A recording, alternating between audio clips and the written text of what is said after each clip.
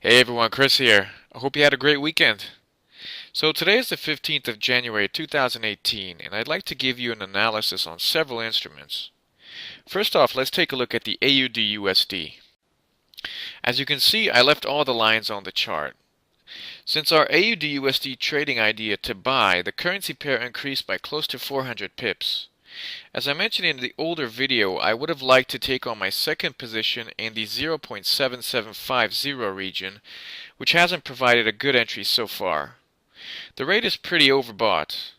In no way would I want to take on my second position here. I'd rather wait for a pullback and enter between 0.77 and 0.775.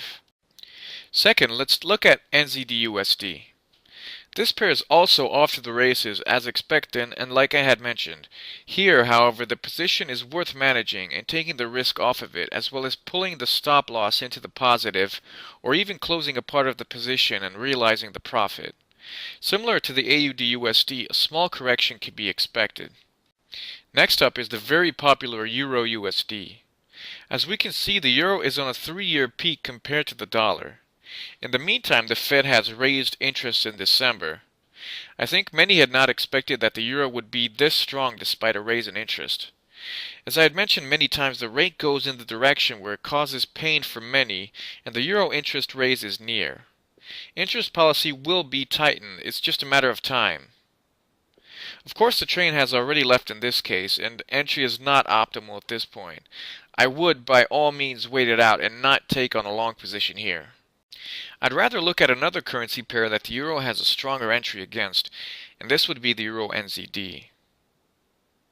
On the weekly chart, we got a pretty nice candlestick, and to me, this candlestick shows power. Let's switch to the daily chart here.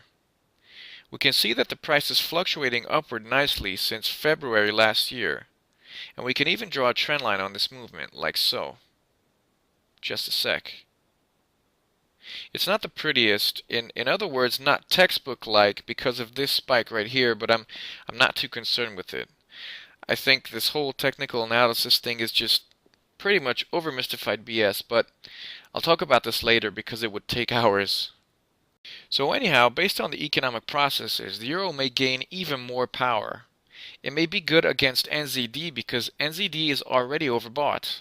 Therefore, it might be ideal for a swing trade. It may be worth acting on with 1 or 2 time leverage. Target price here would be around between 1.78 and 1.81. This is about between 1,000 and 1,300 pips. In other words, we can make around 6 to 8% without capital transfer. I would drop the position here if we go below this bottom for a longer period of time. Well closed below on the weekly chart.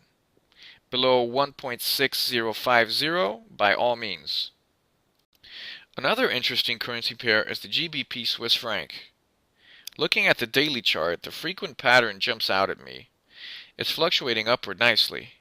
And then, around 1.32, the movement slows down nicely. We can observe how it's gathering power for the breakout. It's possible that it will even range over to this zone within a couple of weeks. But to me, this really looks like a breakout. The Swiss are probably not tightening their interest policy, maybe toward the end of the year perhaps. Although GBP Brexit has happened, it's still powerful. Why? Let's take a look at Euro GBP. We can see that the GBP has taken on the strong euro. It has held itself at around 0.89 for several months now. In fact, if I switch to the monthly chart, I say this is really hanging in the air. It's not impossible that this will take a big fall this year from here. So, back to the GBP Swiss franc. I think it's worth stepping into position with a buy stop assignment, or more conservative traders can take on positions following a pullback in about this zone here.